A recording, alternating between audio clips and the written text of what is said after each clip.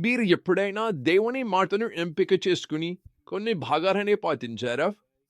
ఈ రోజు కథ మనకు ముఖ్యమైన విషయాన్ని చూపిస్తుంది. భాగస్వామ్య విధేయత తరచుగా పూర్తిగా అవిధేయతకు దారితీసే మెట్టు అవుతుంది.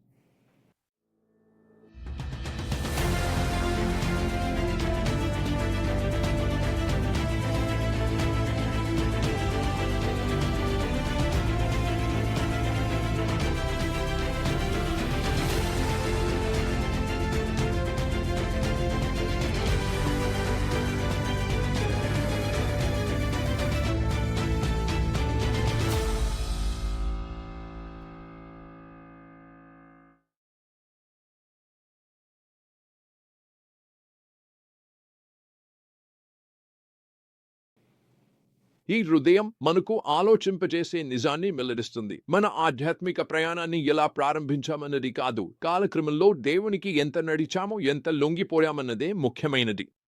మేము అమజ్జాను ఆశాజనక సమయంలో కలుస్తుంది. తన పరిపాలనను ఆయన ప్రభువు దృష్టిలో న్యాయంగా చేయడం ప్రారంభించాడు. అంతేకాకుండా తన తండ్రిని హత్య చేసిన వారి పిల్లలను హతమార్చకుండా దేవుని ధర్మశాస్త్రాన్ని గౌరవించాడు. ఆ కాలంలో అరుదుగా జరిగే విషయంగా అమజ్జా మోషే ధర్మశాస్త్రంలో వ్రాయబడిన దాన్ని అనుసరించారని స్పష్టంగా వచనం పేర్కొంటుంది. ఎడోముతో యుద్ధానికి సిద్ధమవుతున్నప్పుడు అమజ్జా ఇజ్రాయేలు నుండి వచ్చిన సైనికులను కలుపుకోవద్దని ప్రవక్త హెచ్చరికను కూడా వినిపించాడు. ఇప్పటికే 100 తులాల వెండి చెల్లించినప్పటికీ ఆ డబ్బు పోయిందని అడిగినప్పుడు ప్రవక్త సమాధానమిచ్చారు, ప్రభువు నీకు దానికంటే ఇంకా ఎక్కువ ఇవ్వగలడు. అమజ్జా సలహా పాటించి సైన్యాన్ని ఇంటికి పంపించాడు.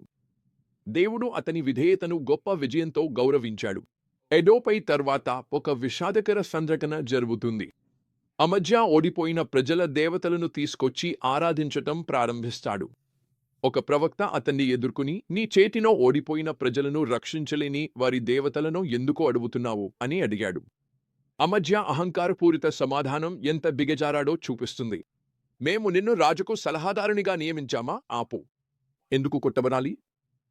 తన విజయదర్వం అతన్ని ఇజ్రాయేలు రాజును యుద్ధానికి సవాల్ చేయడానికి ప్రేరేపిస్తుంది.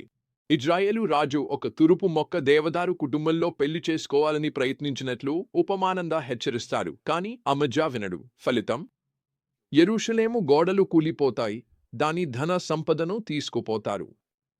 సంఘటనల ఆధ్యాత్మిక వాస్తవాన్ని కీర్తన 53 వివరంగా చూపిస్తుంది.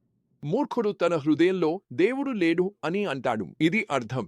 అమజ్జా నోటితో దేవునిని నిరాకరించలేదు, కానీ దేవుని అభిప్రాయం ముఖ్యం కాదని భావిస్తూ ప్రవర్తించాడు. ఇది ప్రాయోగిక నాస్తికత్వం. ఇది ఎప్పుడూ వినాశానికే దారి తీస్తుంది. మరి ఈ సత్యాలను నేడు మనం ఎలా అన్వయించుకోవచ్చు? మొదట, పాక్షిక విధేయత తరచుగా దేవునికి పూర్తిగా లొంగిపోని హృదయాన్ని కప్పివేస్తుందని గుర్తించండి. రెండవది, విజయం ఓటమి కంటే ఆధ్యాత్మికంగా మరింత ప్రమాదకరమవుతుందని అర్థం చేసుకోండి. అది గర్వానికి దారి తీస్తే. మూడవది, మరియు దేవుని హెచ్చరికలు అనుకోని మార్గాల్లో వచ్చినా వినడం నేర్చుకోండి. దేవునితో నడిచిన నా దశాబ్దాల అనుభవంలో అనేక మంది పురుషులు, మహిళలు యేసును అనుసరించడాన్ని గౌరవంగా చూశాను. చివరికి విజయవంతంగా ముగించిన వారు పూర్తి జీవితం గడపలేరు. మనమందరం ఎప్పుడో తడబడతాము, కాని వారిని ప్రత్యేకంగా నిలిపినది క్రీస్తుపై వారి సరళమైన నిర్మలమైన భక్తి. వారు విఫలమైనప్పుడు వారి హృదయాలు వారిని ఒప్పుకోడానికి, పశ్చాత్తాపానికి దారి తీశాయి. యేసును అనుసరించడం అనేది పరిపూర్ణత గురించి కాదు, దిశ గురించి అని వారు అర్థం చేసుకున్నారు. కాని నేను హృదయ విదారకమైన వ్యతిరేకతను కూడా చూశాను. ఒకప్పుడు నేను ఆధ్యాత్మిక మహాకాయులు అని భావించిన వారు తమ హృదయాల్లో దాగి ఉన్న విగ్రహాలను దాచుకున్నందున పడిపోతున్నారని చూశాను. మరికొందరు గొప్ప ఆధ్యాత్మిక యుద్ధాల్లో గెలిచి ఆ తర్వాత గర్వాన్ని అనుమతించి దానివల్ల ఘోరమైన పతనానికి లోనయ్యారని కూడా చూశాను. ఇదే అమజ్జాకు కూడా జరిగింది అనిపిస్తోంది. చివరికి విజయం అతని పతనానికి తలుపు తెరిచిన కారణంగా మారింది. ఇప్పుడు నాలుగవది, దేవుని శక్తిని అనుభవించిన తర్వాత ప్రపంచపు మార్గాలను అనుసరించడం ఎంత మూర్ఖత్వమో గుర్తుంచుకోండి. చివరగా, నిజమైన విశ్వాసం అనేది మతపరమైన కార్యకలాపాల గురించి కాదని తెలుసుకోండి. అది దేవుని పట్ల వినయపూర్వకంగా, విధేయతతో ఉన్న హృదయాన్ని నిలుపుకోవడమే. అమజ్జా కథ విషాదం అతను విఫలమయ్యాడనే కాదు, అతను దేవునికి నమ్మకమైన రాజుగా మారే నిజమైన సామర్థ్యాన్ని చూపించాడు. కానీ అర్ధస్వామ్యం గర్వంతో కలిసిపోయి అతనికి విజయాన్ని ఇచ్చిన దేవుని నుండి అతన్ని దూరం చేసింది. మన కోసం ప్రశ్న ఇదే: మనం దేవునికి పూర్తిగా సేవ చేస్తామా?